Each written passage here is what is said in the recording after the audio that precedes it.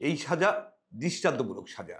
বুয়েটের মেধাবী শিক্ষার্থী আবরার ফাহাদ হত্যা মামলায় ২০ জনের মৃত্যুদণ্ড এবং ৫ জনের যাবজ্জীবন কারাদণ্ডের রায় বহাল রেখে আজ রায় দিয়েছেন হাইকোর্ট। আবরার ফাহাদের পরিবারের পাশাপাশি আমরা ভিউজরুমও মনে করি এই রায় সন্তোষজনক। আমরা দ্রুত এই রায়ে কার্যকর করার দাবি জানাই। আবরার ফাহাদকে হত্যা করেছিল ছাত্রলীগ।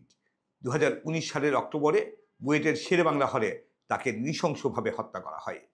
২০২১ সালের ৮ই ডিসেম্বর ঢাকার দ্রুত বিচার ট্রাইব্যুনাল ১ এই মামলায় রায় ঘোষণা করে, যা আজ বহাল রাখল হাইকোর্ট।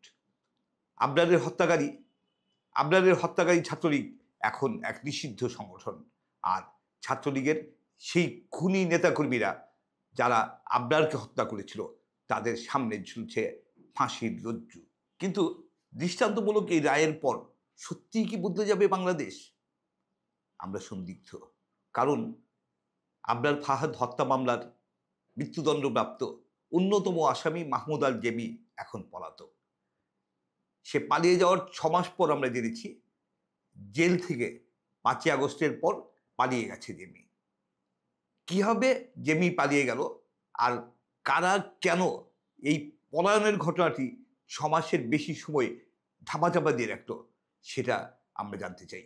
আমাদের দাবি, এই মৃত্যুদণ্ডপ্রাপ্ত আসামি জেমিকে অবিলম্বে আটক করে তার বিরুদ্ধেও রায় কার্যকর করা হোক। একটা ফেসবুক স্ট্যাটাসকে কেন্দ্র করে আবরার ফাহাদকে নির্মমভাবে পিটিয়ে হত্যা করেছিল ছাত্রলীগ। সেই স্ট্যাটাসে আবরার ফাহাদ ভারতকে বাংলাদেশের পানি, বিদ্যুৎ এবং সমুদ্র বন্দর ব্যবহার করার অনুমতি দেওয়ার প্রতিবাদ জানিয়েছিলেন। এই মামলার অভিযোগপত্রে বলা হয়েছিল, আসামিরা পরস্পরের যোগসাজশে ছাত্র শিবির কর্মী সন্দেহ করে মিথ্যা, বানোয়াট এবং ভিত্তিহীন অভিযোগে নির্মমভাবে আবরার ফাহাদকে পিটিয়ে হত্যা করে। সেই অভিযোগপত্রের সেই কথা আজ এই রায়ের মধ্য দিয়ে আবারও প্রমাণিত হলো। আমরা ভিউজরুম মনে করি এই রায়ে আমরা সবাই ন্যায় বিচার পেয়েছি। এই রায় আগ্রাসন এবং ফ্যাসিবাদের বিরুদ্ধে বাংলাদেশের দৃঢ় অবস্থানের বহিঃপ্রকাশ।